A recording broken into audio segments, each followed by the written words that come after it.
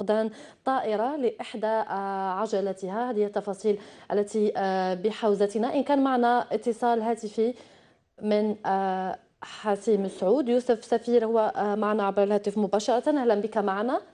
اهلا. ماشي من حاسم سعود، من الجزائر. من الجزائر. أهلا بك معنا. نعم نعم. نعم. تفضل. الطائرة من نوع ديامون 40 اللي هي اللي راد مات تاع لا فورماسيون في الديكولاج. elle a perdu une roue. Donc le pilote était obligé de consommer كامل le kérosène ديالو le fuel باش يعاود يحط اون توت سيكوريتي، باسكو كي تبقى له روضه وحده راح تميل. ايفيكتيفمون حطت 9 كانز مينوت جي ام تي، حطت الطائره بسلام، وكانوا فيها عدد زوج ركاب، الانستركتور لو بيلوت انستركتور وان بيلوت الاف. فوالا. يعني الطائرة حطت بسلام وكل الراكبين فيها في أمان.